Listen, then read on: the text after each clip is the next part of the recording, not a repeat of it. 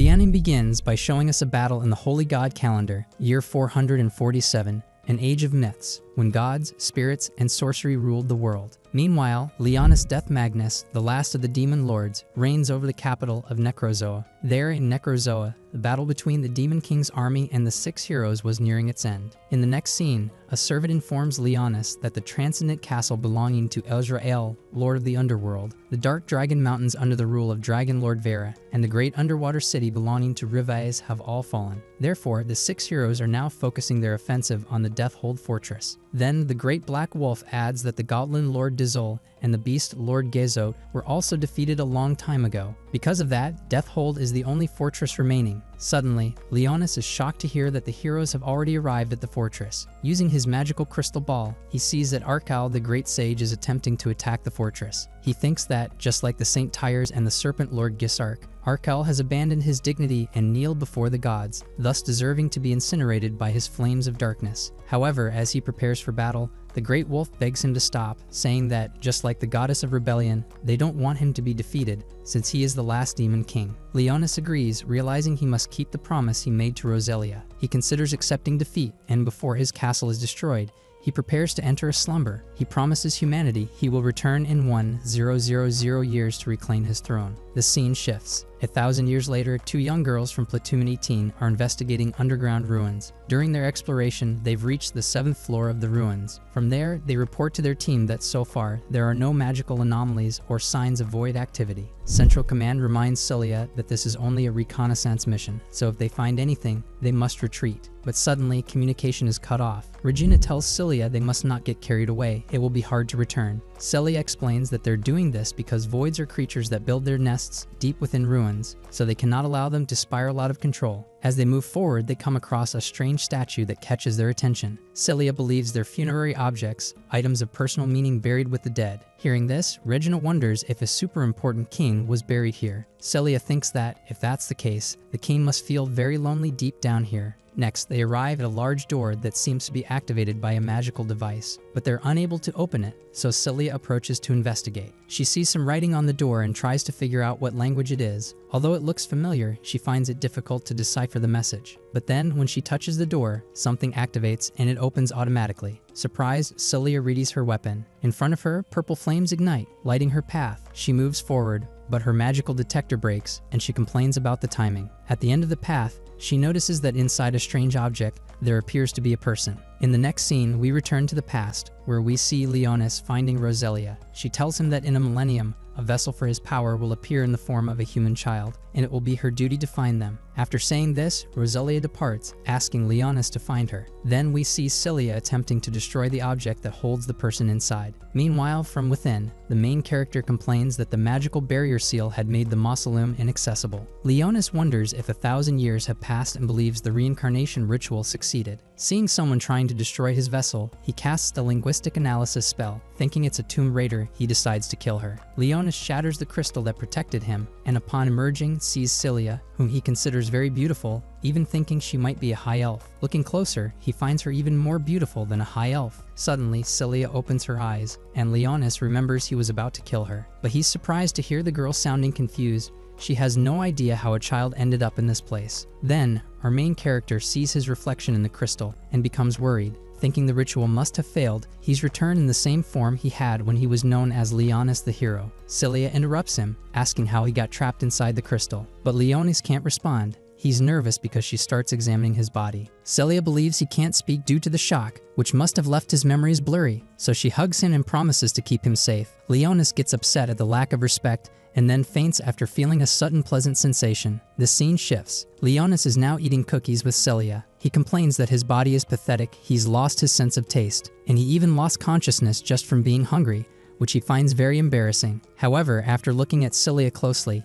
he thinks that perhaps he owes her his life after she shared her reasons with him. Then Celia introduces herself as Roselia Ray Cristelia, a 15-year-old swordswoman in training, and also a member of the 18th Platoon of the Holy Sword Academy of the 7th Assault Garden. But when Leonis hears her, he realizes that he only understood her name and age. The rest made no sense to him. Celia then asks for his name. Our main character, intending to pretend to be a child, replies that his name is Leonis Magnus. Ricilia, hearing this, seems to be thinking. Leonis assumes that his reputation must have been passed down as a legend over generations. However, he's surprised to see that Cilia finds his name adorable, which disappoints him. The girl asks the Demon King how old he is, and he replies that he thinks he's about 10 years old. Now that Cilia knows his age, she says it's impossible for him to have come this far on his own, so she assumes that someone may have kidnapped him and trapped him there. She then asks if, by any chance, it was a void who did it. When he hears this, Leonis is shocked. He has no idea what that is. The scene changes and we see Regina preparing to fight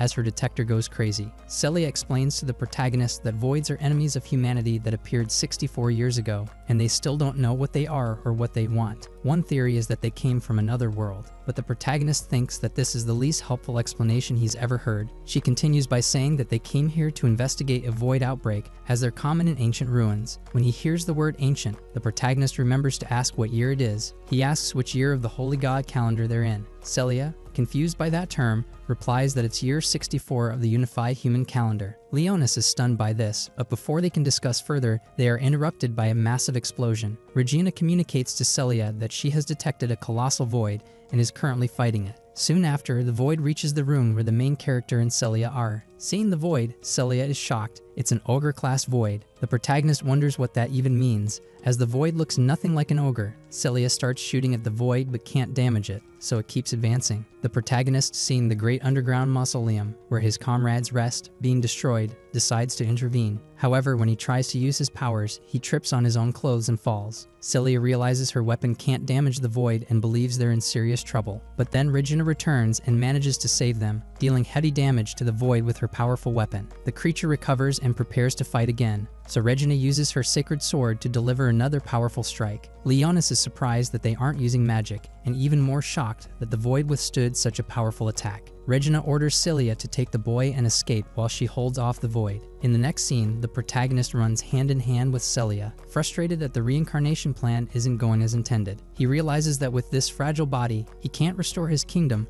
or reclaim his former glory. And now the voids have destroyed his mausoleum. He's tempted to go back and destroy them, but he thinks that if he does, he'll lose his only source of information, since revealing his identity would expose him. Suddenly, their escape is interrupted by another void. Celia says it's a Wyvern-class void. Celia tells the protagonist to run, but he refuses. He's debating whether he should reveal himself and destroy the void. Just as he decides to attack, Celia hits him, telling him to escape. But this distraction causes her to drop her guard, and she takes a direct hit from the void. Leonis watches as Celia begins to die and wonders why she did that. With her last breath, Celia asks him to find Regina and make it to the surface, apologizing for not being able to protect him. Leonis, deeply moved, tells her she's foolish to think he couldn't survive a void's weak attack, as the voids continue to attack him unsuccessfully. Leonis thinks he let her live for information and amusement, but now, preparing to fight, he admits that she was brave and that he even liked her a little. He stares at the void and sentences it to a fate worse than death. He casts an 8th phase gravity spell called Virazuo, then slams his staff down to declare its death. He proceeds to eliminate the rest of the voids, showcasing his immense power through spellcasting. After the battle, he's irritated to see that one of the voids didn't turn to ash and retained its bones. Leonis complains that in this body, his magical power is only a third of what it used to be. Looking at Celia's body, he reminds himself that as a demon king,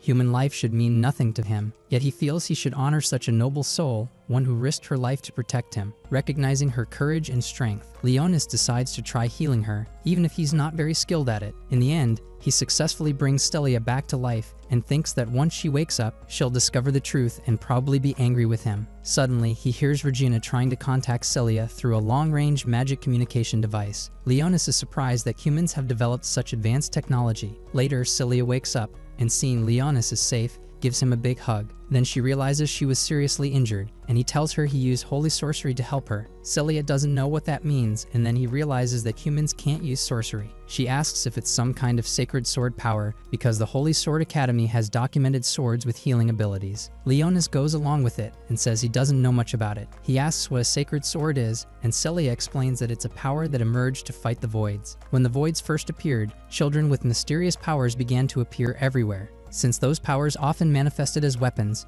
People began to call them sacred swords. Celia admits that they don't really understand how they work, only that in most cases, the weapons adopt the personality of their wielder. When Leonis hears this, believes they are souls that take the form of physical weapons. Meanwhile, Celia tells him that she herself hasn't been chosen by a sacred sword yet. They're interrupted by Regina, who's very worried about Celia. When Regina asks if she fought another void, Celia turns to the protagonist to ask what happened. Leonis says he was trembling in fear, and when he looked up, the voids were already gone. Later, as they exit the ruins, Regina asks Celia if she found out anything about the boy. Celia tells her that he was apparently abandoned, then kidnapped by voids, which caused him to suffer from amnesia. After boarding the vehicle to return home, Regina takes the opportunity to introduce herself to the protagonist. Seeing that Leonis is staring at her, Regina complains to her friend that he's too pervy for his age. As they head to the city, Regina tells Leonis to enjoy hugging Celia until they arrive. But Celia, noticing he is embarrassed, asks her friend to stop teasing him like that. Finally, they approach the city and Leonis is fascinated by what humans have built. Celia tells him that it's the last human stronghold against the voids, called the 7th Assault Garden. 6 years ago, in the 3rd Assault Garden, we see how humanity struggled to withstand the relentless attacks of the voids. Inside a bunker, Celia and Regina huddled together, terrified as cannon fire roared outside. Trying to calm Regina down, Celia reassured her that her father, who led the army on the front lines, would handle everything. But Regina,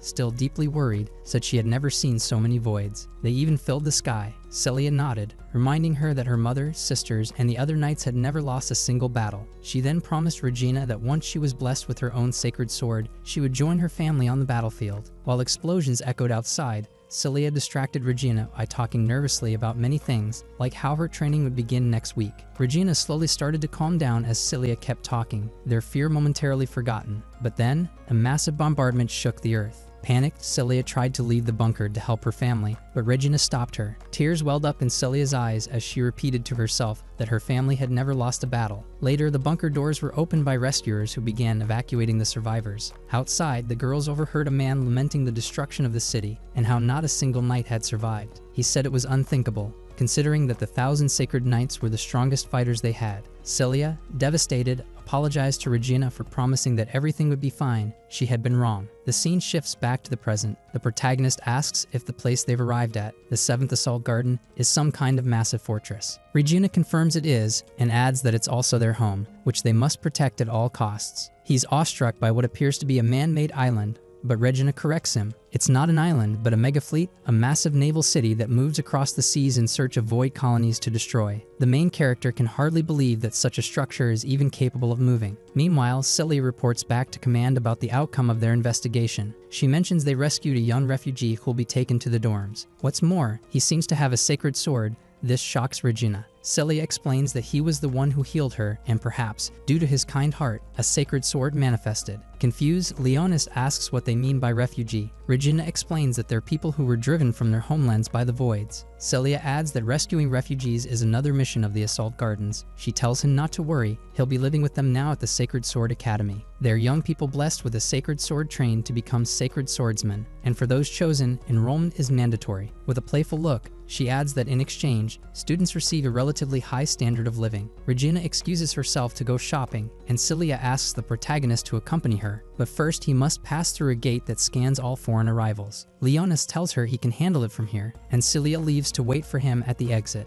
Once alone, Leonis heads to the bathroom, frustrated. This wasn't part of his plan. He was supposed to resurrect his demon army and bring humanity to its knees. But now he's discovered that humanity has advanced far more than he expected during his slumber. On top of that, the voids have appeared, and he's trapped in the body of a child. Angrily, he summons Blackus and Sherry, who quickly appear and kneel before him. Leonis greets them, saying it's been a long time. Blackus agrees it felt like that millennium dragged on, and then asks about Leonis' current appearance. Leonis admits the reincarnation ritual didn't go as planned. He returned in his old human form. Sherry interrupts, commenting that his new form is absolutely adorable. Leonis is annoyed, thinking he is being laughed at, and Sherry apologizes. He then explains the current situation. They're on an artificial island used by humans as a fortress, and if this is the 7th, He assumes there must be 6 others like it. Sherry doubts humans could have built such structures. Compared to elves, they've always been weak. But Leonis responds that this is no longer the case. The world has changed drastically, and he needs to assess the military strength of humanity before rebuilding his army. He warns them that magic seems almost extinct,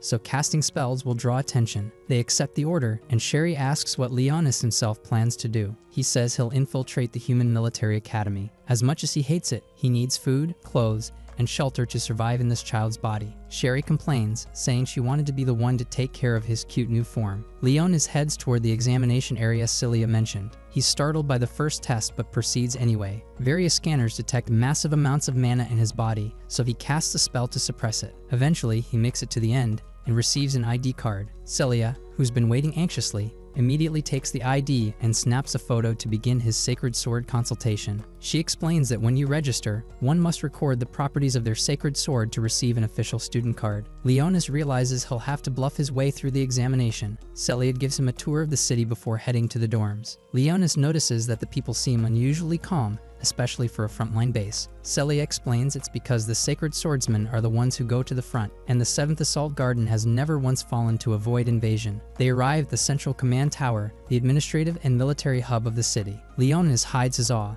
noting it's even larger than Deathhold. She shows him classrooms, the auditorium, the library, and the research lab. Leonis asks if all of this is part of the Sacred Sword Academy. Celia laughs and tells him that's just a small part. There's also leisure areas, dorms, and a massive bathhouse. He asks about the ballroom and bathhouse. She explains that keeping morale high is important. Sacred swords are born from the heart. A demoralized swordsman cannot fight at full strength. Leonis realizes this isn't a conventional military school at all. They arrive at the training field where Celia tells him that tomorrow he'll attend his sacred sword consultation. Suddenly, Celia collapses. Worried, Leonis helps her. When she fell, she looked at the others training and thought to herself that she must work harder. She'll do whatever it takes to awaken her sacred sword. On their way to the dorms, Leonis reflects on what she said. He finds it strange that a girl without a sacred sword would enroll in a military academy. They're suddenly approached by Musil Rhodes. Noticing Celia is hurt, he mocks her, asking if she joined a mission she wasn't qualified for. Celia, furious, tries to lead with Leonis, but Musil stops them. He ridicules her for babysitting a child, implying she's already a joke. Celia responds that the boy is a sacred swordsman. Musil laughs, refusing to believe it. Leonis decides to let the insult slide for now. Musil then offers Celia a spot in his elite squad, so she won't get expelled despite being a loser without a sacred sword. He gestures toward his squad, referring to them as his collection of toys. Celia refuses and grabs Leonis to leave. Musil grabs her by the hair. Leonis intervenes, casting a terrifying spell that forces Musil to his knees. He leans in and whispers that if he ever lays a finger on Celia again, he'll regret it. Musil, enraged, activates his sacred sword, but before things escalate, a girl named Funny arrives and shuts him down, threatening to report the incident to admin. Musil backs off and storms away. Leonis regrets having drawn attention. Finny apologizes to Celia for having to deal with Musil. She introduces herself to Leonis as Elfine Fillet, data analyst and Celia's squadmate. Leonis is intrigued by her sacred sword. It seems to have endless forms and powers. Elfine explains she was analyzing strange magical readings in the area, but still hasn't figured out what caused them. A special investigation squad will be dispatched soon. Celia, already weakened, nearly collapses again. Later, Leonis arrives with Celia at Dormitory Preisvelger, their team's dorm. It looks older than the others, and Celia explains that dorms are assigned by squad performance. Higher-ranked squads get better housing. She shows Leonis the girls' rooms and finds Regina already asleep. They reach her own room, and Leonis asks if it's really okay for him to stay here. Celia assures him it is, after all. He's just a child. She suggests they bathe before heading to dinner. She points him toward the bath. While bathing, Leonis marvels at the advanced human technology. Suddenly, Celia walks in and scolds him for washing his hair with soap. Embarrassed, Leonis is forced to let her help him. She then asks again if he'd like to join her squad. His power is valuable, and she's sure the elite squads will want him. Even so, she'd be happy if he joined them, despite her failure to awaken her own sacred sword. Leonis asks why she insists on putting herself in danger if she has no sacred sword. Wouldn't it be better to have someone protect her? Angrily, Celia says no, and that she refuses to be protected. She wants to fight. Then she collapses again, and Leonis uses magic to stabilize her. As she regains consciousness, she suddenly bites his neck. Leonis, shocked, has no idea why. Then he quietly confesses he lied when he said his sacred sword healed her. He doesn't have the power to bring back the dead, but Rosilia Ray Crystalia is already gone. We now shift 2 years into the past, where we see Cilia training intensely under Regina's watchful gaze. But suddenly, Musil and his group interrupt the session. He tells her she doesn't need to train anymore, since he already said she could join his squad even without a sacred sword. Celia refuses, and as he insists, Regina steps in, drawing her weapon to keep Musil from touching Cilia. Once she manages to scare him off, Regina tells Cilia that once her sacred sword awakens, she'll be able to take him down easily. But Cilia replies that that's not the reason she wants to awaken a sacred sword, and wonders if she'll ever be able to obtain one. The scene shifts back to the present, where the protagonist watches Cilia, who still hasn't regained her strength. Finally, she wakes up and asks him what happened, as the last thing she remembers was being in the bath. Leonis tells her he used sorcery to carry her to bed, and confesses that he shouldn't have touched or looked at her like that. But Cilia stares at him and asks who he really is. The protagonist responds that he's the reincarnation of an ancient sorcerer. He explains that back in his day, magic was a skill people freely used for themselves. He then reveals that he revived her as one of his familiars using this magic. Cilia asks if he did it with a sacred sword, but he replies that it was a level 10 spell called Create Elder Undead. However, he admits it was a risky gamble, and judging by the results, it worked out better than expected. Now Cilia is the most prestigious type of undead, a vampire queen. He tells her the weakness she felt was due to mana deficiency, which naturally made her seek blood from his neck to replenish her mana. Cilia is stunned and realizes he wasn't lying when he said she had already died. As she sits up, she asks if he can tell her more about herself, which the protagonist agrees to. Cilia explains that when she was 9, her city was attacked by a void outbreak known as the Stampede. Everyone in her family were sacred sword wielders and died defending the city. She and Regina survived in a shelter, and afterward, the Sacred Sword Academy took custody of them. She thought it made sense since she carried the blood of a sacred sword wielder. Fighting voids might have sped up the process of awakening one, but things didn't go as expected. She then asks the protagonist if, now that she's not truly alive, she could still be blessed with a sacred sword. Leonis replies that he doesn't know, but what he does know is that she's now much stronger than before. Just then, Leonis' stomach growls from hunger. Cilia gets dressed and takes him to the cafeteria, asking if he can still eat food. Leonis says that as a high-tier vampire, he can eat, but his digestive system isn't very efficient for converting food into mana. Cilia understands and asks what he's planning to eat. He says maybe a pastry, since he's unfamiliar with the menu. Cilia scolds him, saying that's not enough for proper nutrition. Leonis grumbles that he doesn't want to hear that word from a fellow undead. Hearing that, Cilia looks down sadly, which makes Leonis reflect on how he became undead by choice and had Rosilia to guide him. Later, Cilia offers to choose his meal and Leonis agrees, but insists on paying. He shows her a Raider gold coin, saying it could buy out the whole restaurant. Cilia informs him that it's useless here, as the place only accepts credit as payment. Leonis is frustrated, saying that gold should still be valuable, but Cilia tells him that alchemy forged silver is now more precious. He starts worrying that all the gold he saved is now basically worthless. In the next scene, a girl is being harassed by 2 men trying to collect money, but she quickly beats them up, telling them she's a student here and won't run away, so they better come back next week. Cilia approaches the girl, Sakuya, to see if she's okay. Sakuya says those were casino thugs coming to collect her debt. She apologizes for skipping the last mission because she went out after class hoping to get rich, but ended up broke. Suddenly, she spots Leonis' gold coin and thinks it looks like a pretty trinket. Cilia introduces her as Sakuya Sieglind, their vanguard attacker. Even as a rookie, she's managed to kill several voids on her own. Later during lunch, Cilia says she'll treat them all today. Leonis notices Sakuya's different uniform and asks about it. Sakuya says it's the traditional attire from Oran, her homeland, and a keepsake from her older sister. Other students soon arrive to collect the money Sakuya owes them. She tells them to come back next week again, frustrating Cilia, who scolds her for gambling and failing her exams. The scene changes, and Diglas Alto introduces herself to the protagonist as the examiner for his sacred sword evaluation. She tells him not to be nervous, just to show his sacred sword.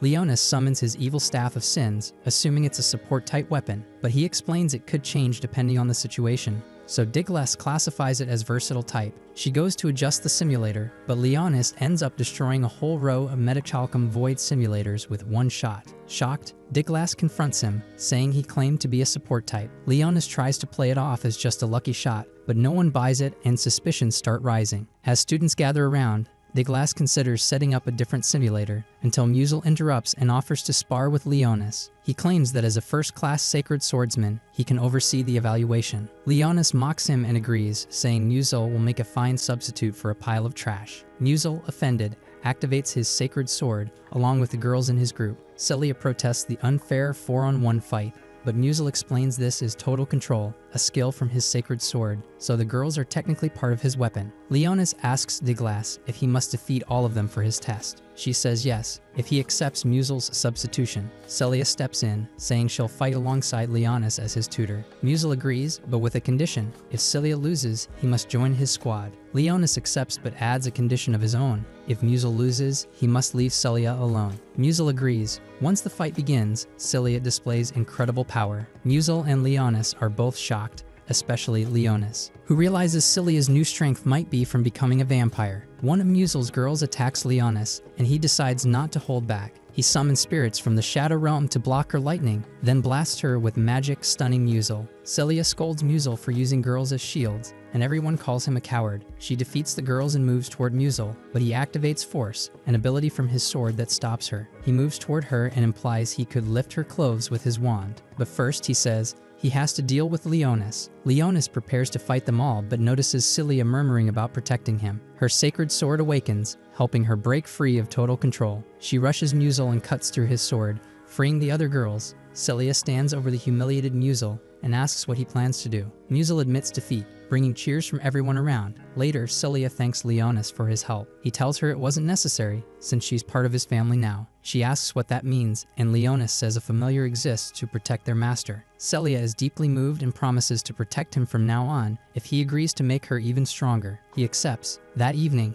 a party is held to celebrate Celia's sacred sword awakening and Leonis joining the squad. Celia's friends ask what type of sword she got. She describes it as a light, sharp blade. Sakuya suggests calling it the Slayer, but Regina proposes something else. Before they start bickering, Celia says she'll name it once she understands its full power. Elfina then asks Leonis to visit her room so she can upload his data to the Academy's network. Sakuya teases him, asking where he'll sleep, since the spare rooms are all used as storage. Regina offers her room with daily homemade sweets. Sakuya says he can use hers since she's barely there. Elfine adds that she'll help him study if he picks her. Celia cuts in and says she thinks Leonis should stay in her room. Her friends demand to know why, but she gets flustered and can't answer. Leonis speaks up, saying Celia was the one who found him, and he feels comfortable there. Hearing that, the rest of the girls agree. Later in Elfine's room, Leonis asks about her sacred sword's function. She explains it now specializes in data gathering, analysis, and transmission, though it used to be for combat. During a mission, 2 of her friends were killed by voids, and after that, her sword lost its original powers. Still, Celia asked her to join the squad.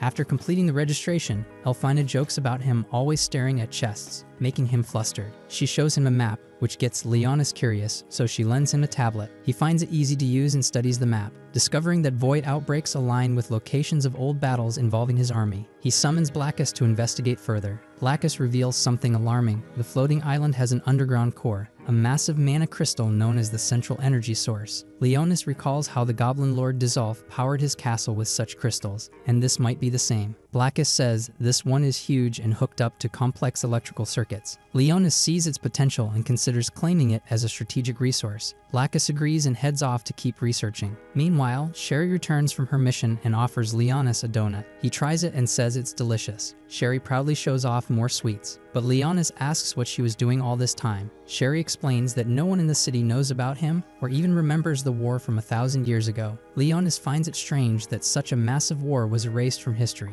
Sherry scolds him for turning Celia into a familiar, but Leonis says she's now a vampire queen and has the potential to become his right hand. Sherry gets angry and says she hates him now, but leaves when Celia comes to tell Leonis that the bath is ready. In the final scene, elite researchers investigate signs of a void outbreak. They find nothing until Arkal the Grand Sage appears and attacks them. After hearing the protagonist's name, we now see Leonis talking to a man who's complaining about the problems at the quarry. They're short on personnel, and now a gargoyle has appeared and is terrifying everyone. Even so, the man thanks Leonis for coming to rescue them and admits he doesn't know how to properly show his gratitude. But Leonis tells him that the crown ordered him to watch over this region, so he's simply doing his duty. The man says that makes him an honorable person, while the other 6 heroes protect the capital. He came all the way out here. He's glad Leonis came to this middle-of-nowhere place to deal with the monsters that are causing trouble. Leonis replies that he doesn't mind, since those monsters are also dear opponents to him. In fact, he confesses he's thinking about capturing and training one. It would be exciting, but the man says he shouldn't joke like that after all. He's the mighty hero who defeated Zol Valdis, the Demon King. Eventually, they both reach the quarry,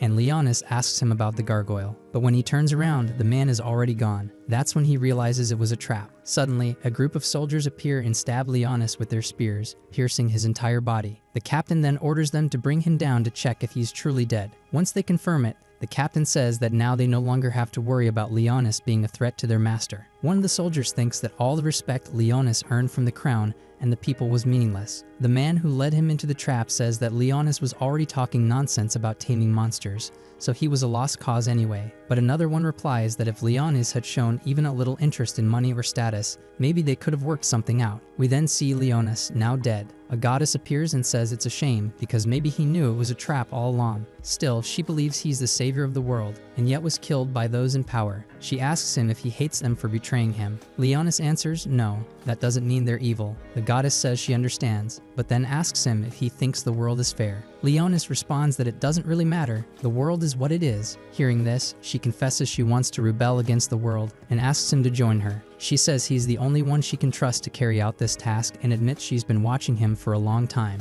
She says she finds heroes boring, but she likes him, and that's why she wants him to be hers. And just like that, Leonis comes back to life after accepting the goddess's offer. The scene shifts, and we see him waking up, thinking about Rosalia, whom he had just dreamed of. He believes that with her help, he can restore the former glory of the Demon King's army. That, he says, is his first mission after resurrecting 1,000 years later. Suddenly, he notices something on his neck and decides to wake up Celia. She wakes up startled, feeling like someone poured a bucket of cold water on her. Leonis tells her she has a mark on her hand that shows his authority. It matches the mark of submission she now carries, which he can use to enforce obedience on his subordinates. Celia asks if it was him who woke her up, and then nervously asks if she now has to obey everything he says. Leonis says yes. She follows up, does that include perverted stuff? Leonis quickly reassures her that he'd never do anything like that. She relaxes and says she trusts him after all. He acted like a gentleman when they were in the bath together. Hearing that, Leonis says if he behaves properly, then he hopes she will act like a proper lady too.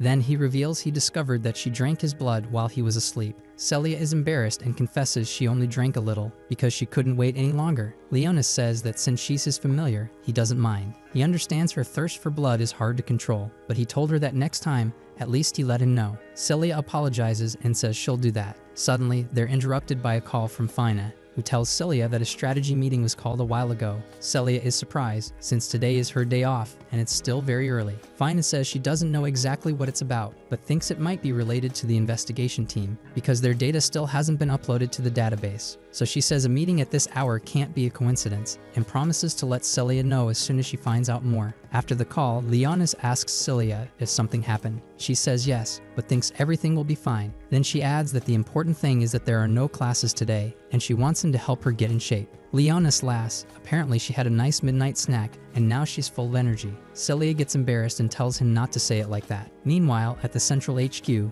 they're worried because communication with Squad 130 stopped 11 hours ago near Anchor No 40. They wonder if the squad might be dead, and complain that things always go wrong when the commander isn't around. They're told the last recorded data was about void activity, which vanished after only 3 seconds. One of the higher-ups finds this strange. Such a fast disappearance is unusual. He wonders if the sensors were malfunctioning, but they're told the data looks solid, mass shifts, and mana wave patterns were properly recorded. Not only that, they also have images of what happened. Looking at them, they think it resembles tree roots. But nothing like that is documented in the libraries. They conclude it might be a new species of void, or a mutated void, or even a void lord. That last suggestion catches someone's attention. He asks if there's any evidence of a void lord. The answer is no, it's just speculation. Still, he says that's practically the same as declaring a stampede. He reminds everyone of the tragedy that happened 6 years ago when the 3rd Assault Garden was attacked. Another member says that thanks to that incident, they've drastically improved their defenses and focused on training holy swordsmen. The civilian representative adds that citizens are used to doing emergency drills, so they could evacuate to the shelters quickly if needed. But the advisor brings up the semi-human quarters,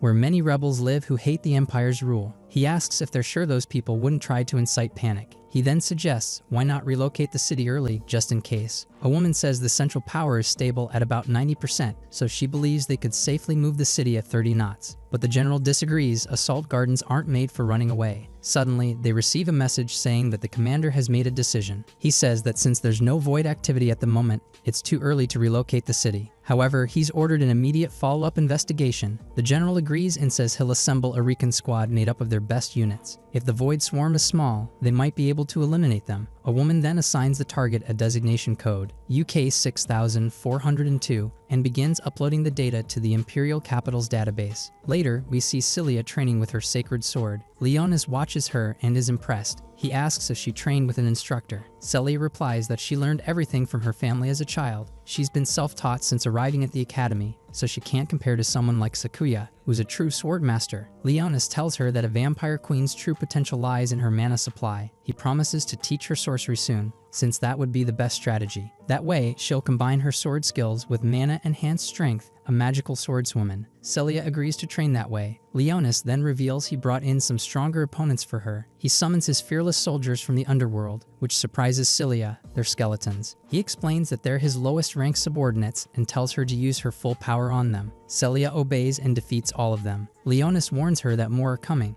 and she beats them too. After the battle, Celia is exhausted. Leonis decides she's had enough for now. He offers to refill her mana, but Celia declines. She's doing fine. Leonis praises her for learning to manage her power. He says he loves seeing his subordinates grow stronger. Celia says she'll thank him by taking him out to eat. She knows a restaurant just outside campus, but Leonis refuses, saying she can't keep paying for everything. Suddenly, his stomach growls, and he gets embarrassed. The scene changes. We see Alpha Company deployed to investigate location UK 6402. Meanwhile, Sakuya is celebrating because she finally won at the casino, but then she sees a black wolf with beautiful fur and a noble aura. Since it doesn't have a collar, she names it Fluffy Black Fur and ties a green scarf with food to its neck. Elsewhere, Regina visits Fine to let her taste the sweets she made. Regina says she used her day off to make luxury snacks to impress Leonis. Suddenly, Sakuya enters and tells them she met a gorgeous dog in front of the dorm.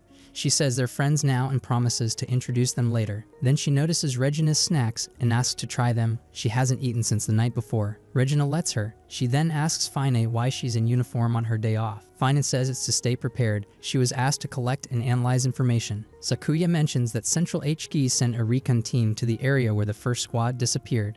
She then asks if anyone knows where Celia is. Fina says she's doing what she always does on her day off afternoons. In the next scene, we see Celia taking Leonis to the restaurant on her motorbike. Elsewhere, Sherry thinks she needs to work hard and make money to buy sweets for Leonis. She's assigned to help cook fries, but the suggested knife feels too dull, so she uses her own. She slices right through the plate, shocking the staff member. Terrified, he tells her to go sweep the sidewalk instead. While sweeping, Sherry is scared of the city and wonders if she should step outside. Suddenly, she sees Leonis and Celia walking together and watches them from the door. She gets jealous that Celia is making the Demon King carry donuts. She complains that Leonis is too soft with his subordinates, and wonders where they're going. Finally, Leonis and Celia arrive at the restaurant. Leonis is confused when a bunch of kids call Celia sister. She explains the place is both a restaurant and a home for the kids. She also tells him she works part-time there sometimes. Celia asks Leonis to be kind. Some of the kids are about the same age as he is. Leonis realizes they're orphans like he was. He remembers what he went through and how different their lives are. Suddenly, a child asks if he's Celia's friend. Leonis doesn't know how to answer. They go inside, and the kids tell Celia they were sad because she hadn't come to play in a while. Celia explains she was busy studying for exams. Then one boy lifts her skirt, and Leonis rushes to stop him. Celia calms him down, saying it's fine, he's just a small kid. Then the owner, Frenia, scolds the boy for what he did. Celia introduces Leonis to her and explains how she found him, which makes the kids curious about him. Celia also brought vegetables and donuts she bought on the way. This makes the kids super happy. They ask Celia to cook today, and she happily agrees. Leonis watches it all and finally understands this is the place Celia wants to protect. He remembers his old castle, where he did the same, and feels sad he no longer has a place of his own. The scene shifts again. The investigation team reaches the incident site, but they find nothing. Then, Fine detects vibrations coming from beneath the city's outer edge. Sakuya wakes up from a nap feeling weird. She sensed it too. Meanwhile, two staff members checking the food storage find it covered in roots. Back at the restaurant, Leonis and Celia are eating with the children. In the next scene, we jump to the year 428 of the Holy God calendar, in the kingdom of Logunas, specifically in a border city. There, we see a group of ogres attacking the city, causing massive destruction to the homes of the people. From atop the city walls, Leonis, Tiris Resurrectia, and Oracle de Gradios watch the scene unfold. Tiris and Oracle think they can't wait for Shardark, so they want to take care of the monsters inside the walls themselves. Oracle then casts a spell to communicate with the heavens.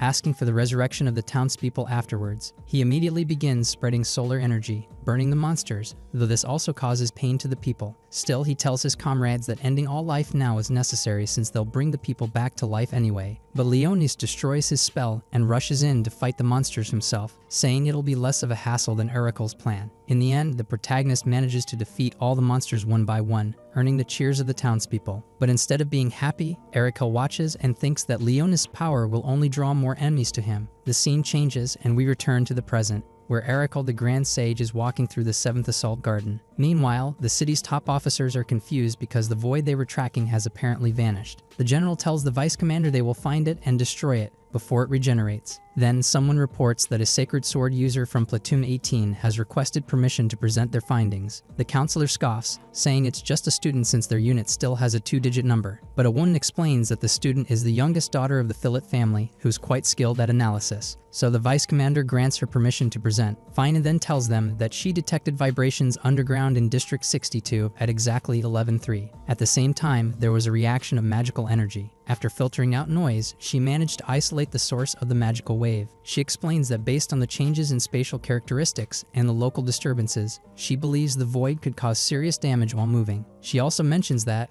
at 11:14, a similar disturbance was detected 2 blocks away in District 59. So based on these findings, she concludes that a void is trying to infiltrate from underground. Her statement shocks the military officials, who doubt it's even possible. But then their own analysts confirm Fin's data and believe the origin is Maintenance Corridor 29. This surprises everyone. How could the detection device have missed it? Their analysts explain that the vibrations were too small, so the system assumed it was just an ordinary tremor. The general assumes it must be UK 6402 and asks which direction it went. The analyst says that in the floating module cluster, there's a connection frame allowing it to infiltrate. Suddenly, an alarm goes off, signaling a security breach in District 31. Angrily, the counselor asks why they didn't detect any magical energy. Fine responds that the void might be limiting its power to sneak in unnoticed. The counselor insists that shouldn't be possible. Fine then asks him if they found any void crystal residue. No one answers before another alarm sounds, this time a report from the Inventory Control Division. They found something in storage room 226 resembling the roots of a living plant. Meanwhile, Regina tries to contact Celia to tell her what's going on but can't reach her. So Fina asks where Celia went, and Regina replies, the Sunny Point house. Fina says she can locate them. Regina, worried,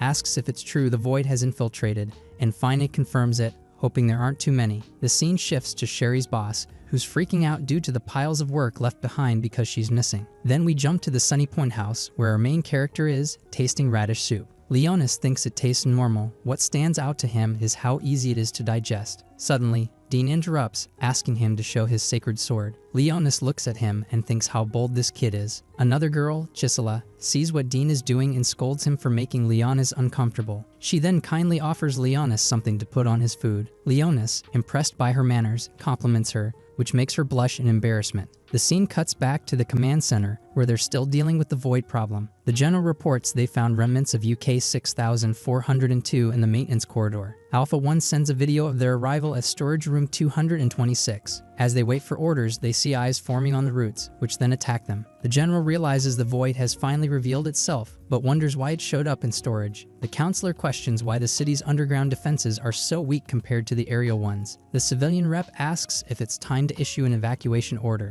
Then we see the vice commander struggling because they've lost contact with the imperial capital. An analyst explains that damage to infrastructure has cut off communications. The civilian representative prepares to inform the council so they can start evacuating. Eventually, contact with the reinforcement squad is re-established. They report they couldn't defeat the void, it escaped, which is strange since it should be attacking. Analysts believe it might be conserving energy and that it's watching the power supply channel. Finding adds that the energy feed is currently blocked, but based on the void's movements since it was first discovered, they can figure out where it's going. The vice commander thinks it's headed for the magic furnace. Finan says that if UK 6402 is a void lord, it could trigger a stampede if it gets the furnace's energy. Everyone grows worried. The vice commander orders protection of the magic furnace, but the general says it's already well defended. Cut to UK 6402 arriving at the magic furnace, breaking through the walls. Even with the city's defenses and soldiers fighting back, they fail to stop it. The counselor tells the vice commander that since the capital is unreachable,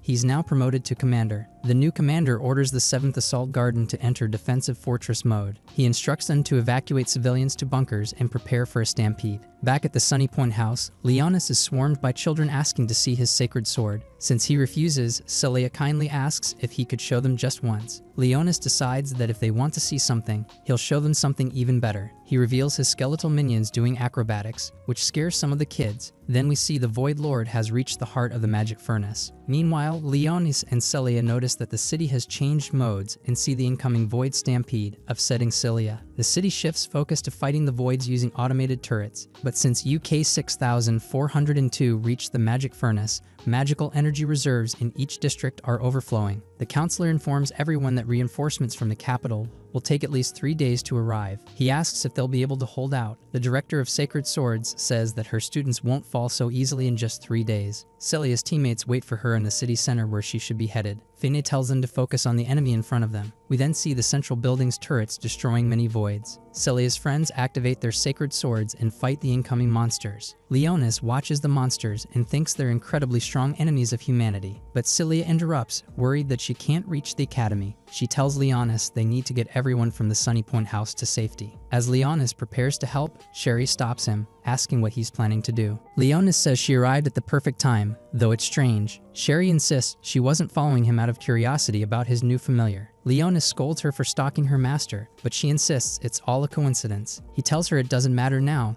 they need to protect his familiar's friends. Sherry complains that she wanted to protect him, but Leonis glares and tells her to hurry up. Just then, Celia calls out, telling the children she'll guide them to the shelter. Before they leave, Leonis warns her it's dangerous outside, so Celia tells the children to stay indoors. She and Leonis head out to defeat the surrounding voids. As Celia activates her sacred sword, Leonis thinks she still hasn't reached her full potential. He asks if she's scared, and she says yes. But looking at her friends, she says they can't run away anymore. Leonis sees the determination in her eyes and knows he can't let his great familiar die. He summons his staff and shows a glimpse of his power by easily defeating 2 voids at once. Celia is shocked, and Leonis tells her to stay alert. More enemies are coming. Watching the battle, Leonis says it brings back old memories. Meanwhile, Celia's friends are fighting 3 ogres, and Sakuya takes care of them with ease. Regina uses her sacred sword to shoot down all the flying voids. Finn reports that all voids within 300 meters have been eliminated. Suddenly, a void hydra appears in the distance, filling them with fear. Back with the protagonist, Leonis watches in awe as even dragons have been turned into voids. He thinks if their magical energy is anything like normal dragons, ordinary spells won't work.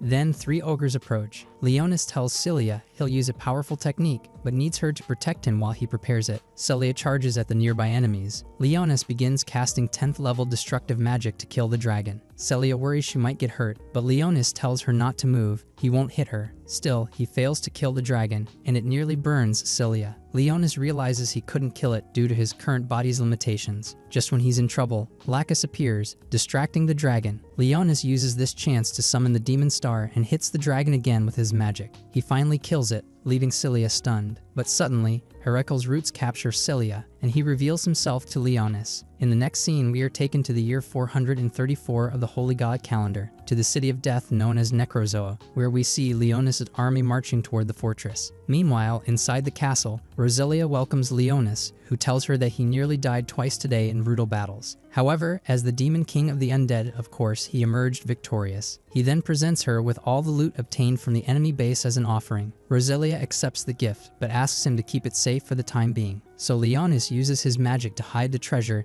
and tells her he gained powerful magic and a new companion. He reveals that this companion is Blackus, the prince of the Shadow Kingdom, and mentions that he taught him magic in case he ever needs to rule from the shadows. Roselia approves of everything he has done and says she wants to reward him for his victory. She shows him her holy sword of the hero, which surprises Leonis, but she tells him that a holy sword no longer suits his new title, so she transforms the weapon into a cursed sword. She then explains that in order to wield it, he must meet certain requirements, which he already knows. The sword tests his sincerity, and Leonis nods in acceptance, willing to do anything to use it. In the next scene, Leonis prepares to face Erical de Gradios, someone he didn't expect to see again after so long. Leonis is shocked to find his former comrade turned into a void, and wonders if he's the one responsible for what Celia refers to as a stampede. He attacks the void with his staff, forcing it to retreat, but still can't rescue his friend. so he checks her obedience mark to confirm she's still alive. Leonis believes Erekil is luring him into his territory and decides to go so he can end this once and for all. Suddenly, Blackus appears, astonished to see his nemesis alive. Leonis replies that although Erekil lives, he has taken a completely different form and seems to have become the leader of the Voids. Blackus is pleased that after 10 years, his enemy has degenerated into a monster. Leonis changes the subject, speculating that perhaps Roselia has also been reborn. Blackus then sees the children Cilia was protecting and tells Leonis there's no need to bother defending them. But Leonis notices the kids are afraid of him and confesses he's used to it. Back when he was a human hero,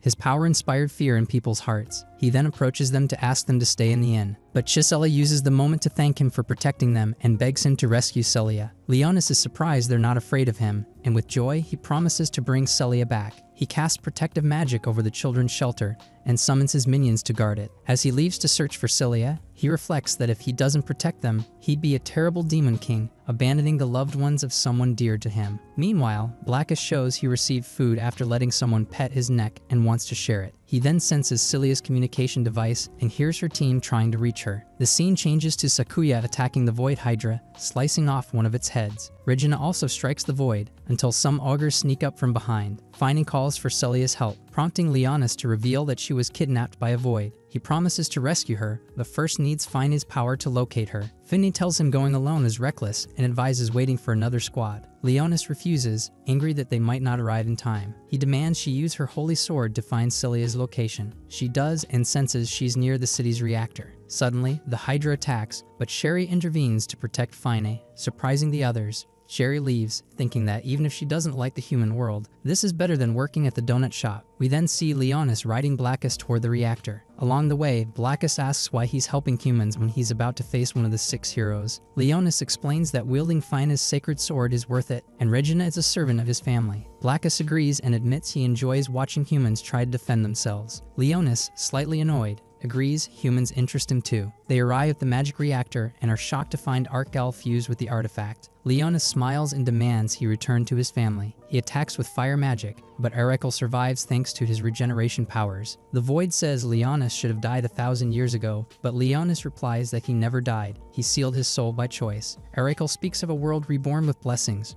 revealing that the Voids are the ones who bring those blessings, and he was chosen to administer them. Leonis is stunned to learn Arkel deceived the church's priests. Meanwhile, Celia wakes up and tries to escape, but can't, so she trusts Leonis will help her. Leonis and Blackus continue their fight against Erekil. Blackus notes their power is weakening. Leonis believes Erekil is draining their mana and watches as he prepares a double cast spell. Leonis dodges and counterattacks, only to realize Erekil absorbs their powers through the reactor's mana crystal. Leonis warns that Erekil is also using sacred light enchantments, so he decides to go all out. Celia struggles to break free, determined to fight alongside Leonis, since she awakened her sacred sword for this reason. Leonis and Blackus launch coordinated attacks, but Erekil deflects them with ease. Celia unleashes her vampire powers and manages to free herself from Erekil's grip. This allows Leonis to reach her and send half of his blood and magic into her. Empowered, Celia pierces Erekil, inflicting massive damage. Together, they join forces to defeat their enemy, who vows to destroy Leonis. Erekil begins casting a 10th level spell to annihilate everyone, but Leonis tells Celia he'll finish this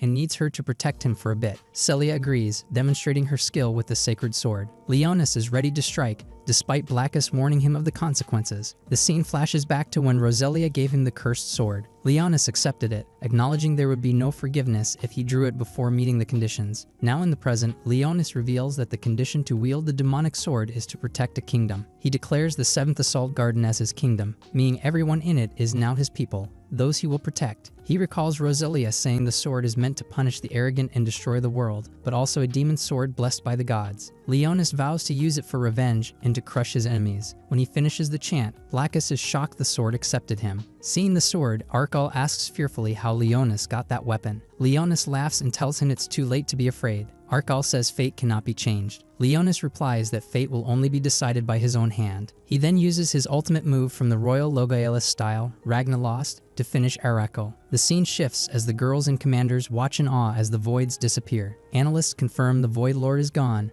and the stampede is over. The council wonders if the Void Lord had been trapped in the reactor and went mad, eventually vanishing. In the next scene, Leonis and Celia return to the surface, greeted by their friends. Celia is overjoyed to see the entire 18th platoon is safe. The The following day, Leonis is in pain from using the cursed sword, which drained all his magic. Celia knocks on his door, offering him a sandwich, and gives him a crown made by the kids from the Sunny Point house as a thank you gift. Leonis reflects that he once hated humans, now he protects them. He believes anyone who pays homage to the Demon King deserves protection. Celia, blushing, asks if she can let him drink her blood so he can recover his mana. Just as Leonis agrees, the other girls walk in, catching them in a compromising position. Regina nervously asks what's going on. Sakuya says they were just visiting and found this. Fina scolds Celia, saying this goes against the rules of the residence. Celia, flustered, tries to explain that she was only taking care of him. In the final scene, we see the princess of the kingdom traveling toward the 7th Assault Garden because she wants to thank the swordsmen for what they've done. In the next scene, the protagonist tells us that repairs to the damage caused by the voids are already underway,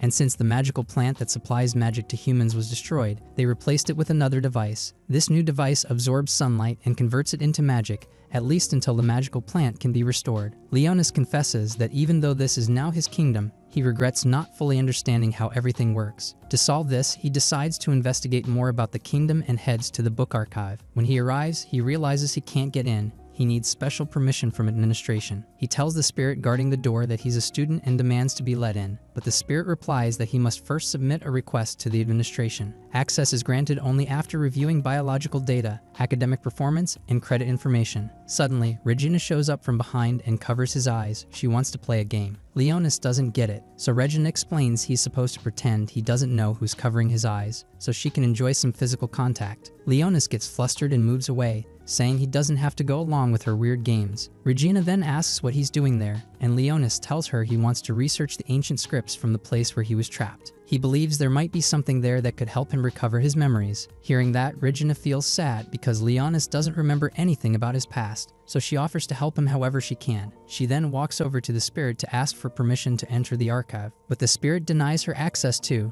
She's not authorized to go in either. Before the spirit can finish his sentence, Regina uses her powers to manipulate him. Thanks to that, both of them manage to get into the archive. Leonis asks her what she just did, but Regina dodges the question and tells him to keep it secret, because it could ruin the artificial spirit's reputation. Leonis is shocked to hear that spirits can be artificially created. He then asks her what happened to the original spirit. Regina says the environmental spirit vanished completely before the void invasion. She adds that some people believe it's still somewhere out in an ancient forest. But then she interrupts her story. She's found the book Leonis was looking for. She asks him not to take it out of the archive and to read it right there. Suddenly, they both receive a message from the administration office. It's an invitation for all Academy representatives to attend a social gathering. Leonis is surprised. It'll be held aboard the Hyperion battleship, and it's being organized by Princess Alteria. After reading the message, he thinks it's a good chance to get closer to the royal family, who seem to be the only ones in charge of all of humanity. Just then, he gets a call from Celia, reminding him they had plans to eat together. But when Leonis says he's busy and will eat alone, she gets upset. He then tells Regina to go ahead without him, since he wants to keep researching before heading to the port. Regina tells him not to worry, she has other things to do anyway. The scene shifts, and we now see Basta Kolosov from the Black Lion faction. He tells his followers that the plan to kidnap Princess Alteria has begun. Jack, who belongs to the elf race, thinks that by kidnapping her, they'll be able to free their comrades imprisoned in the capital. Jurs Hanza complains that this area used to be a safe zone for the Ajin before the humans arrived. Elsa from the Onigod clan asks Bastea if they can really stand up to humans without sacred swords. Jurs gets annoyed and tells her to stop being such a downer. She snaps back, saying she wasn't talking to him, which makes him even more irritated. Basti tells everyone to calm down,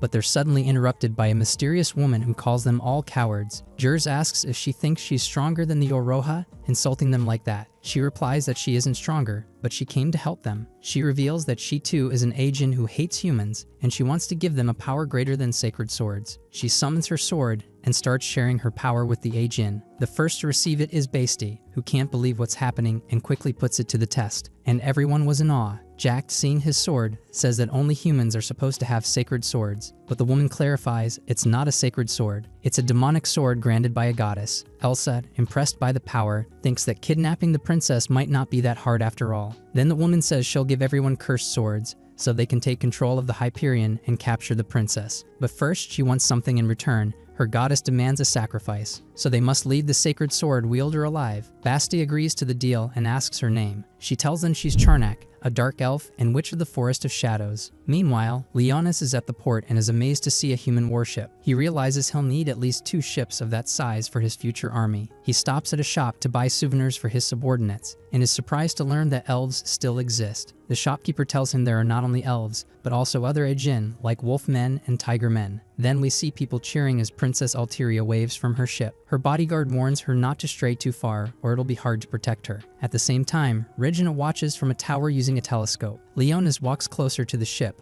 thinking that someone so beloved could change people's perception. Then his friends show up, complaining that they've been looking for him. Celia scolds him for not telling them where he'd be, but Leonis surprises her by giving her a souvenir to thank her for always looking after him. Celia starts crying, she's so happy, but then she jokingly warns him that if he gives things like that to a girl, he'll turn into a demon king someday. Leonis is startled at the mention of the demon king, but Finney tells Celia it's too early for jokes like that. Leonis is relieved, it was just a joke, so his true identity is still safe. He then asks if Regina won't be coming, since he thought she liked events like this. Celia says not to worry, Regina had a lot on her plate today. Suddenly, they're interrupted by Fenris, who recognizes Celia and walks up to say hello. Fenris asks what they're doing there, and if she wants to see Monamio. Celia says they were invited to a social event, and asks if Fenris really came all this way just to say that. Fenris replies that she's here as a representative of the executive department, which is way busier than the lazy 18th platoon. Fina steps in and asks them to stop fighting, but Celia won't back down. She accuses Fenris of making fun of Fina's face. Fenris says that wasn't her intention, then walks off. Before leaving, she congratulates Celia for awakening her sacred sword. Leonis asks who that was, and Celia tells him. Fenris Edelritz. The scene changes again. We see Basti easily slaughtering the 7th Assault Garden soldiers.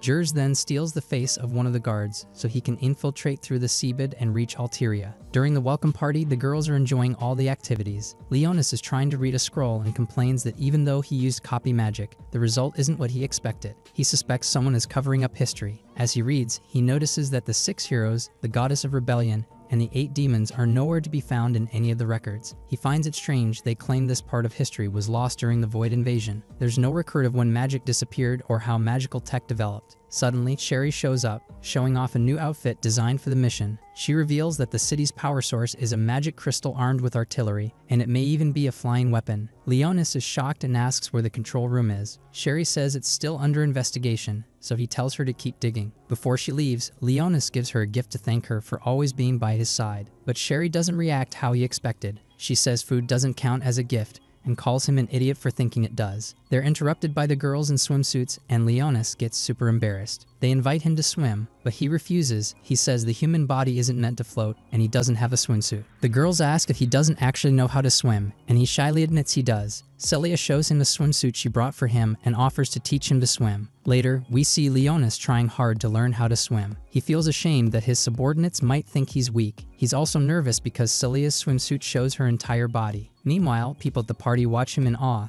thinking sacred sword users never rest. Leonis is frustrated, he's the only one who can't swim, and even the little girls are showing off. Later on, we see Princess Alteria walking on her ship with her guards. Suddenly, they're attacked by Bastia and Giraffe, who successfully infiltrate. Alex, the princess's injured bodyguard, tells her to run, but Basti grabs her, and Alteria tells Master Key to escape. Charnak tells Alteria it's useless. Even if he runs, he won't make it. We then see the infiltrators attacking the guests. Jers activates his Faith Steel, shocking everyone. How can an Ejin use a sacred sword? Fenris says it's a cheap trick, only humans can wield one. But before she can fight back, Elsa shoots her, telling her not to move unless she wants to die. Jack activates Bomb Apple, threatening to blow everyone up. Jers tells the guests that if they draw their sacred swords, the bomb will detonate. They take away everyone's communication devices and announce the princess will be taken hostage. Someone asks what their goal is, and Jers says it's to free their comrades. Fenris reminds him the Empire doesn't negotiate with terrorists. This enrages Jers, who threatens to kill her. Elsa stops him and says they were ordered not to kill sacred sword users. Jers says he knows they're sacrifices for the goddess. He then tells Fenris that their powers were gifted by the goddess, and they should be grateful. Leonis, shocked to hear about the goddess,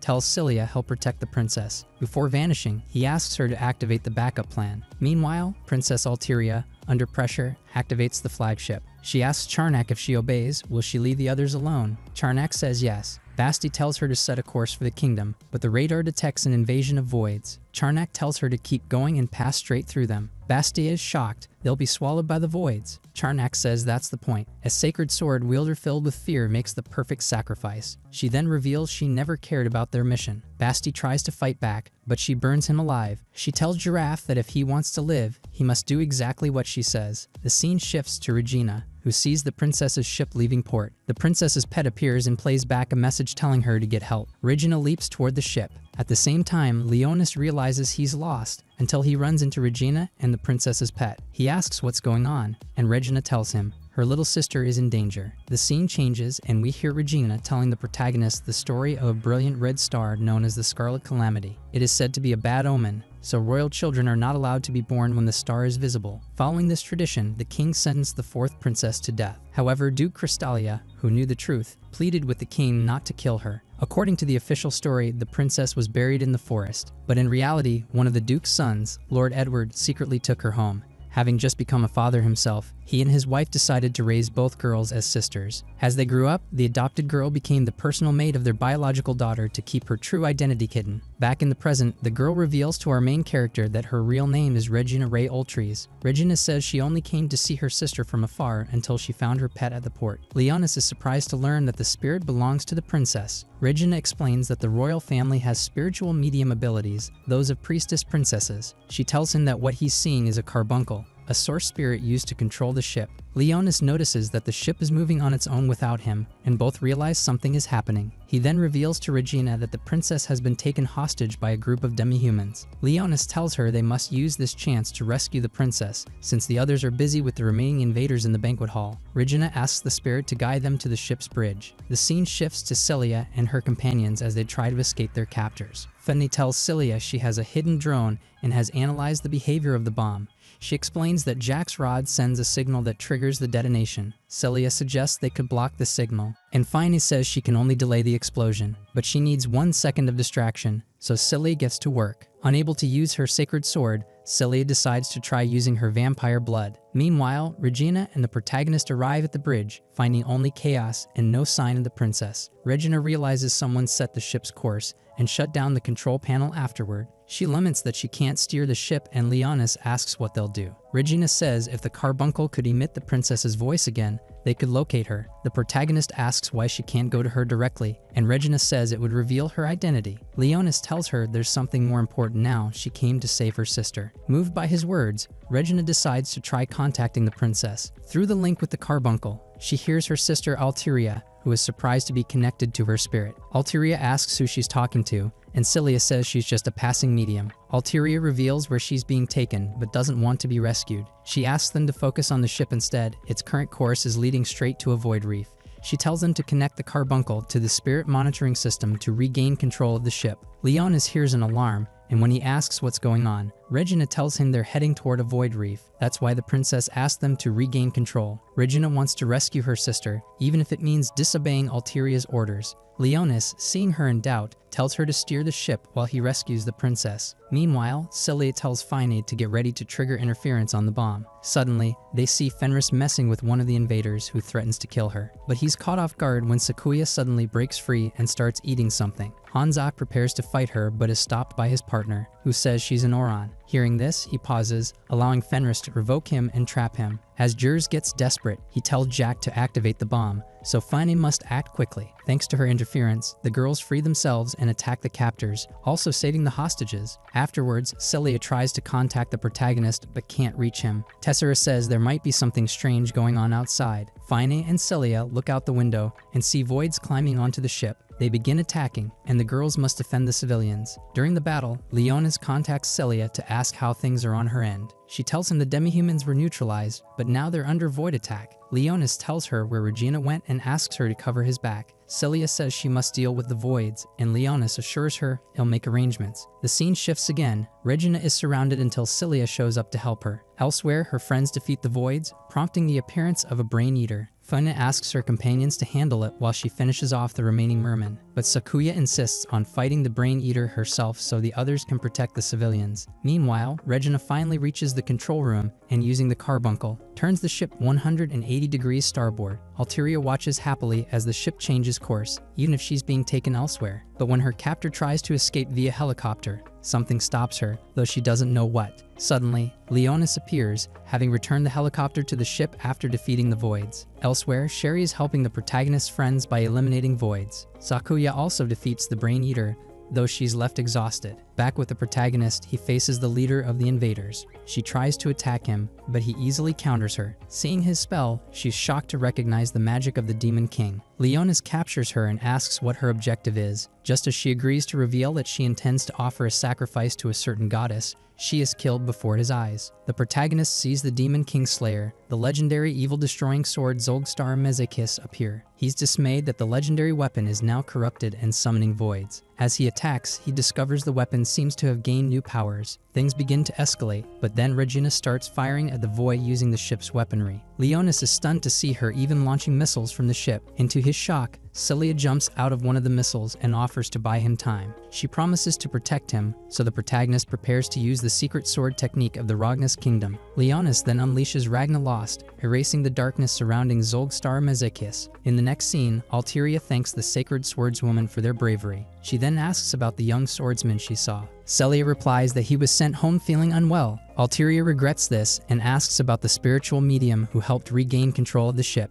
Again, Celia says that due to certain circumstances, she won't be joining them, which saddens the princess. However, Celia says the medium left a message of thanks for the chance to work alongside her. The scene changes to Leonis in pain, resting in his room. Regina visits him to help, but Leonis asks if she'd rather go see her sister. She replies that she already spoke to Alteria earlier. Regina thanks him with a kiss, saying it was all thanks to him. And later we see how the Aegean base is surrounded by soldiers trying to stop them. But suddenly, just when the soldiers believe they've completed their mission, they're turned to stone by a mysterious voice. Afterwards, the figure steps forward and demands the remaining Aegeans kneel before him. The mysterious voice introduces himself as Zolvatus, better known as the Demon King and legitimate ruler of the world. Zolvatus offers them a safe haven if they pledge their loyalty to him before the petrified humans awaken. Given their situation, the Aegeans of the Alpha Wolf Alliance agreed to join his cause. As a result, Zolvatus declares that from now on, they will be known as the Demonic Wolves. He then uses his sorcery to create an underground labyrinth invisible to humans. But suddenly, Zolvatus is interrupted by a phone call. It's Celia, scolding him for disappearing without saying anything. The scene cuts to Celia, complaining about the number of dark domain animals resting on her roof. She recalls Leonis warning her that they're drawn to vampires, and she starts thinking about ways to get rid of them. Then she goes looking for the protagonist but can't find him, so she calls him, only for him to hang up. She decides to take a bath before going after him, unaware that he immediately returns home. Leonis complains that she's becoming overprotective, but then smiles after succeeding in recruiting the demi-humans. However, as he heads to his room, he's shocked to find Celia in her underwear. Later, the group gathers for breakfast with Regina, who asks if they should get rid of the crows. Celia replies no, she finds them cute, and Regina adds that everyone at the academy thinks her room is haunted. There are crows, a giant black dog roaming around, and even a ghost girl who appears from time to time. Celia says she saw the ghost girl in Leonis' room, wearing a maid outfit. The protagonist realizes they're talking about Sherry, making him nervous. Celia checks if he's okay and asks where he went that morning. He lies, saying he was doing solo training for today's practice, which makes Celia very happy. Meanwhile, Regina tells him she spent the night planning an attack strategy to face Fenris' squad. The scene changes to the start of their match against Fenris' squad. As they execute their strategy, they're being watched by the city's high command, who admire their tactics. Later, Celia is wounded by Fenris, who laughs, saying she knew she'd come with the protagonist. Celia is surprised that Fenris is guarding such an unimportant position, but Fenris says she's here to settle their rivalry. Celia thanks her, knowing it will make it easier for Sakuya to advance, but Fenris reveals that her ice wolves are dealing with Sakuya and that two of her attackers are going after their main flag. Our main character praises Fenris' intelligence, even if he finds her unpleasant. Then Fenris activates her sacred sword, hoping to defeat Celia for a flawless victory. Their fight begins, and Celia is determined to win, knowing it will help them capture the flag. Fenris quickly traps her with her ice wolves. Meanwhile, Leonis defeats Fenris' ally easily. Celia manages to break free from the ice trap and strikes Fenris directly. Thanks to Fenris' defeat, the group quickly captures the opponent's main flag. The scene shifts to the bath, where Celia is washing Leonis, who's worried about getting into trouble, but finally reassures him that it's fine to be in the girl's bath. Rules allow it until he turns 11. Later, Leonis sits in a corner, not wanting to see the girls undressed. The girls discuss how their strategy failed against Fenris, even though they won. In the next scene,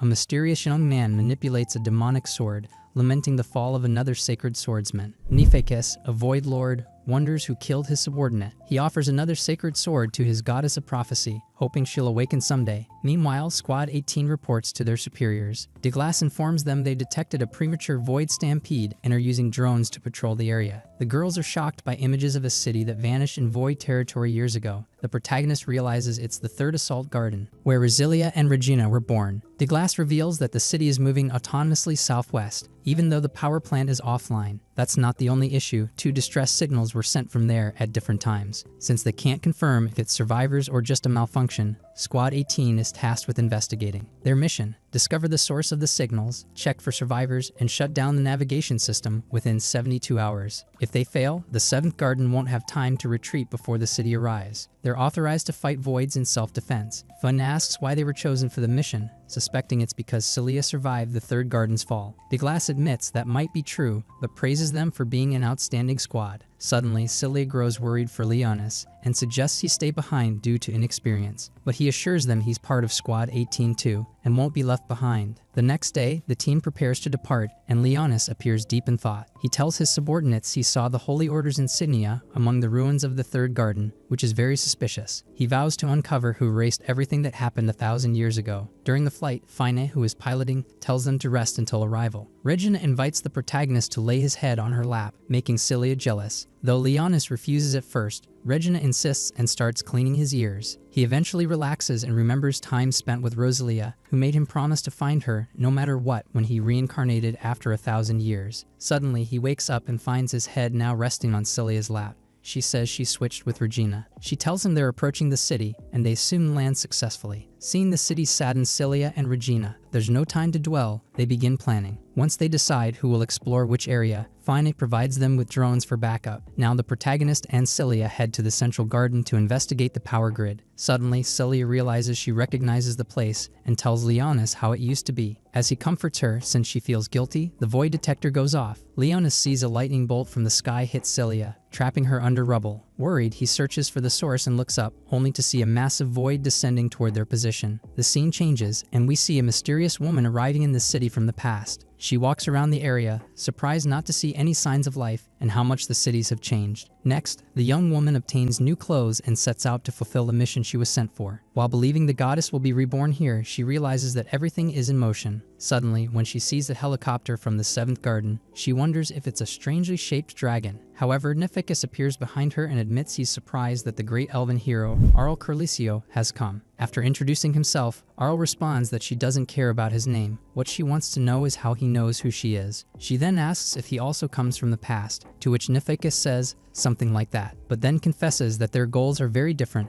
as she intends to destroy the vessel of the goddess using Krozax. When she heard this, she replies that his question makes her think he must be the guardian of the vessel. She immediately attacks him, but he suddenly vanishes because he was just an illusion. After disappearing, Nefekus tells the hero to leave and then threatens her with a massive void. Back with the protagonist, we see the giant void attempting to attack Celia. Because of this, Leonis must use his staff to save her and then attack the void. He watches the creature closely and is shocked to see it is imitating an angel. Meanwhile, Fine and the other girls observe a strange large cloud over their companion's location. Suddenly, Fine realizes the drone that was following them has just been destroyed, so they decide to go investigate. Meanwhile, Leonis defeats the void using level 9 sorcery. Afterward, he rushes to check on Celia. When she got to her, he discovers that she cannot walk, despite having the healing abilities of a vampire queen. He advises her to stay calm, as it will take time to recover from such a serious injury. He also thinks they need to find a place to hide, since more voids might appear. Suddenly, strange silhouettes appear behind them,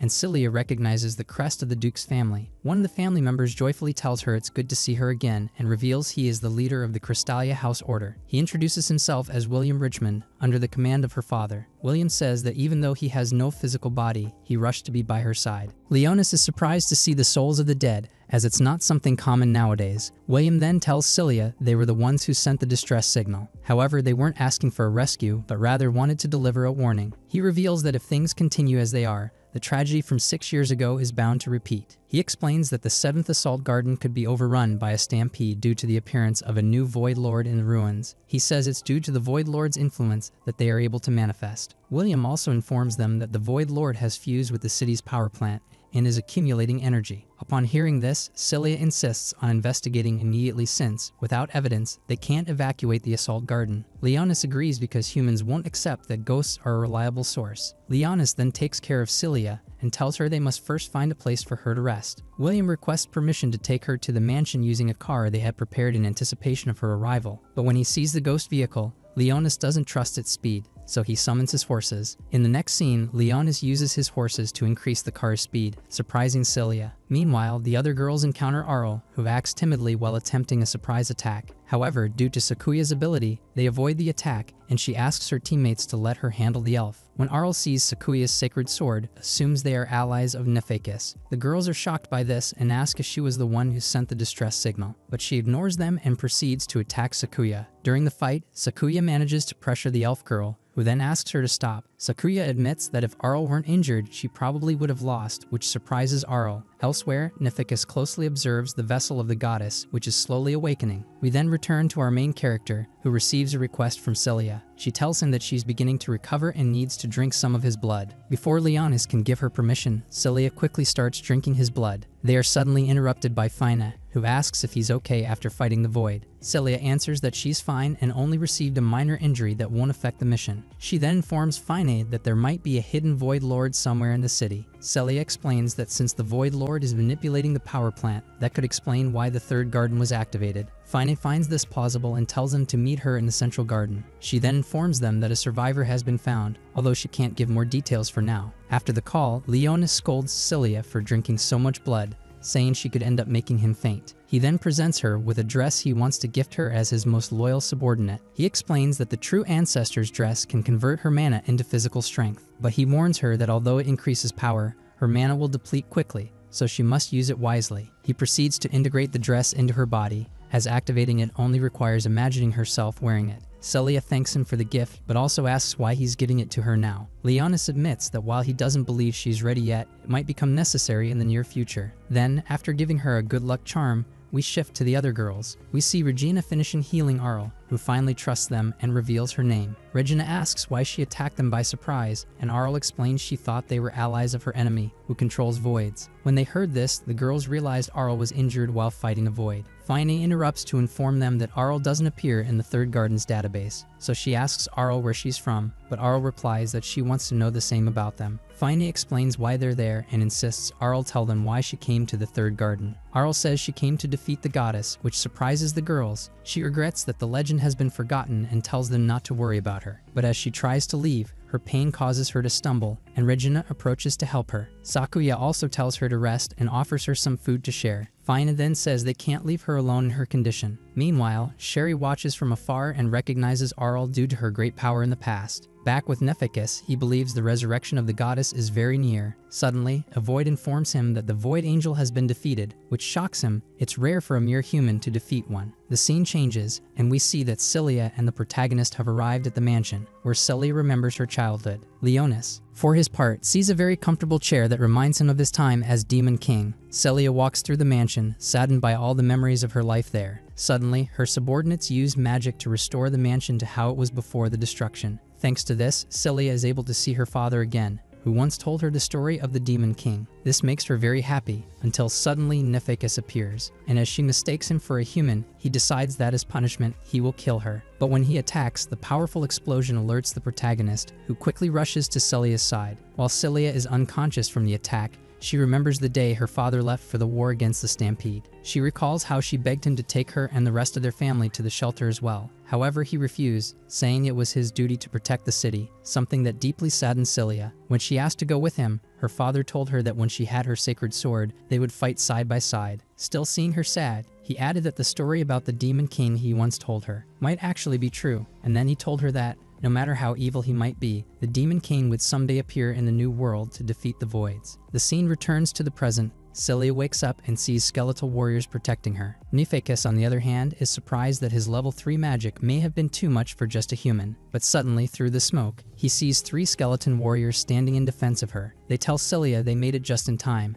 and that she only fainted because of the shockwave. To her surprise, Nefakis admits he thought she was just a normal human. He's astonished that she can summon the undead, so he decides to test their defenses by casting level 6 magic. But before he can do it, Leonis appears and attacks him directly, managing to drive him away from Celia. Leonis tells himself that he'll no longer hold back. He forgot that they were supposed to be subtle. Celia asks who the skeleton warriors are, and Leonis tells her they were summoned by the good luck charm he gave her. The warriors then introduce themselves as Aniles, Dorig, and Nifiscal, known as the 3 warriors of Ragnas. Nifiscal asks Leonis to calm down, explaining that he was the one who protected the young lady. But that starts a squabble between the warriors over who actually risked their life first. Suddenly, Nefakis interrupts them, surprising Leonis, who demands to know what he's doing here. Nefakis laughs, saying that St. Tyrus has finally absorbed the offerings and the goddess will soon awaken. Then, to the protagonist's shock, Nefakis says their services are no longer needed and tries to leave. Leonis attempts to stop him, but Nefakis escapes, saying the world is doomed to collapse. Celia then asks Leonis who this goddess is, but he admits he doesn't know. However, he recalls seeing Nefakis 1,000 years ago,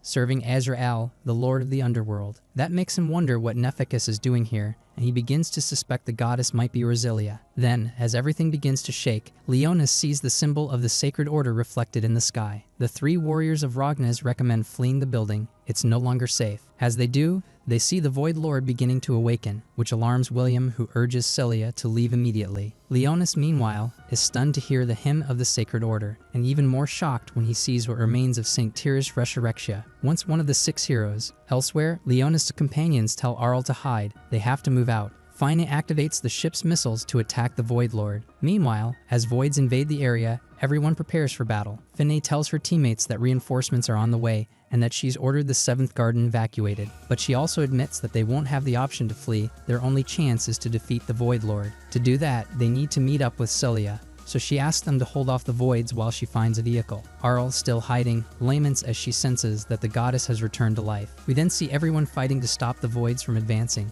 but they quickly realize they can't damage them due to their fast regeneration. However, Leonis uses his magic and discovers that attacking their heads is the key to killing them. Fine, using her drones, confirms the same and orders her team to aim for the weak point. After defeating some of the voids, Leonis decides it's time to go after the goddess Tyrus directly to avoid more trouble. The 3 warriors of Ragnas, confident in their battle experience, prepare to show just how fearsome they are. Leonis attacks the voids guarding Tyrus and unleashes a powerful spell, but even though it's level 10 magic, the goddess withstands it without a scratch. She immediately begins to prepare a counterattack, so Leonis and the 3 warriors shield Celia. Tyrus casts a spell that bombards them repeatedly with fireballs. Arl, watching from afar, realizes that she's using a level 11 spell called Nemesis, known for mass destruction. Seeing the danger, Leonis asks Celia to protect him for a moment, as he plans to end it once and for all. Celia and the warriors fight off the voids trying to reach him. Leonis prepares to use the demonic sword Dinsleaf to grant Tyrus eternal destruction. But before he can strike,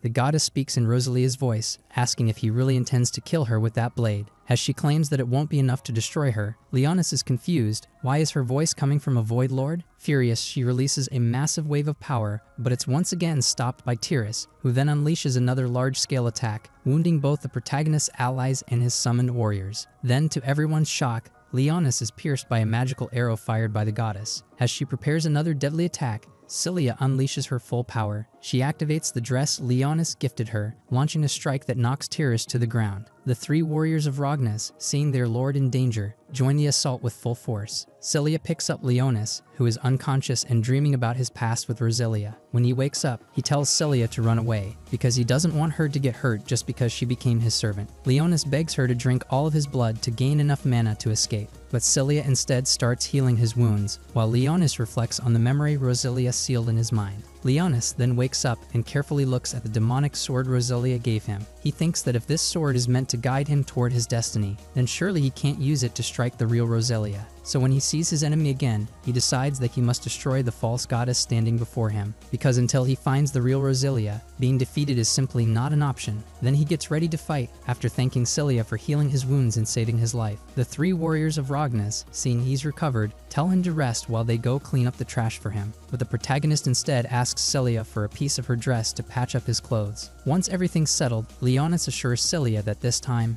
he'll defeat the Void Lord. He also realizes that since he didn't use up all his mana, he can now build up an even stronger attack. Suddenly, William appears and asks him to absorb their souls, his and those of his people, to turn them into a source of energy. William tells him that based on what he's seen, he believes Leonis has incredible talent and could do great things with sorcery. Leonis accepts, confirming he can do what they ask, and they all offer him the souls of the fallen citizens. Afterward, he tells William that he'll take responsibility for fulfilling everyone's final wish. He casts a spell and manages to absorb all the souls in the area. But just as the warriors are about to join him, Leonis tells him he has another task for them. He then summons skeletons and gives William and his men new bodies, before asking Celia to be the one to lead the warriors into battle. Celia is shocked by this request, but Leonis explains it's because he needs time to charge the energy into his sword. As they talk about their plan, the Void Lord begins summoning a stampede, so Celia accepts her role as commander and prepares to lead the warriors into battle. Meanwhile, Fine and her team are ready to reach Celia, but they're stopped by Arl, who insists they take her with them to the fight. Even though the girls think it's risky because of Arl's injuries, she proves her combat skills and determination. Sakuya, impressed, tells Fine they should take her and even promises to help if things get ugly, which convinces Fine to agree. Back in the battle, Celia and her new warriors take down the Voids, while Fine and the others fight through enemies on their path. But suddenly, Celia is injured, and the 3 warriors of Ragnas rush to help her. She admits that the dress Leonis gave her is consuming a lot of energy, but she refuses to become the weak girl she once was, and charges into battle again. Elsewhere, Leonis continues building up energy for his sword, but he's worried it's taking too long, since the Void Lord has noticed him and is preparing a massive attack. Leonis quickly warns his allies to clear the area. Then Saint Tyrus Resurrectia launches another large-scale attack at him. Celia intervenes just in time to save him, and he thanks her, since he's almost ready. Meanwhile, the other girls complain that they're still too far from Celia. On their way, after crossing some obstacles, they realize a huge void is chasing them. Arl recognizes it as the same one she fought before, and is ready to finish the job. But suddenly, Sherry defeats it with her whip in one powerful move. Then we return to Leonis, who finally finishes charging his demonic sword. But just as he thinks things are going well, he notices the enemy is preparing a new massive destruction spell. He quickly covers his sword with all the energy he's gathered to block it, but Saint Tyrus tries to throw part of a building to interrupt him. Celia sees it and immediately jumps in to stop her from interfering.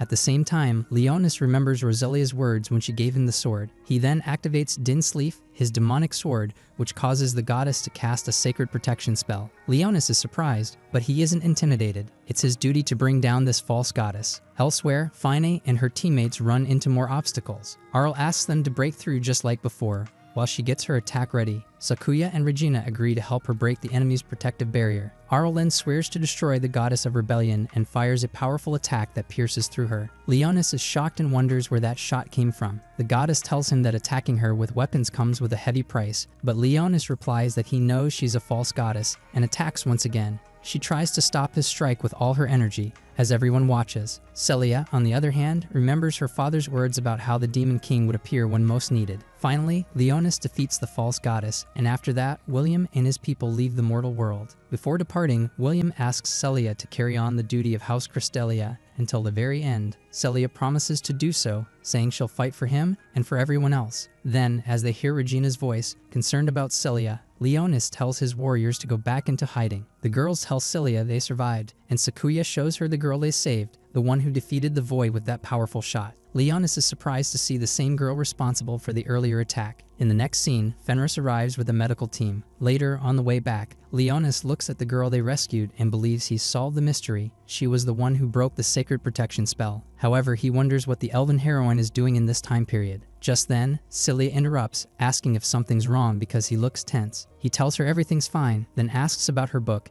and she explains it belonged to her father. Interested, he asks what the book is about, and Celia tells him it's about the Demon King. She reads him a passage, and it surprises Leonis. He points out that some parts are incorrect, but then plays it off to avoid suspicion. Still, Celia becomes a bit suspicious of his identity. Leonis regrets that the true story of the Demon King is no longer passed down. Then Celia confesses that he reminds her a little of the Demon King in the story. Leonis denies it and asks about the ending. She says, as usual, that everyone lives happily ever after, which Leonis finds ridiculous. In the next scene, back at home, Leonis tells his subordinates everything that happened. Lacus says it's shocking that Nephicus is roaming around at this time. Leonis says that next time they see him, they must capture and interrogate him until he tells the full truth. Sherry warns him to be cautious of the elven heroine, and as Leonis remembers her, he asks what she's doing here. His subordinate informs him that Arl is currently being treated at a medical facility. Leonis then asks her to investigate what the elven heroine's goal is. Suddenly, they're interrupted by Celia, who walks in wearing very little clothing and asks for permission to drink his blood.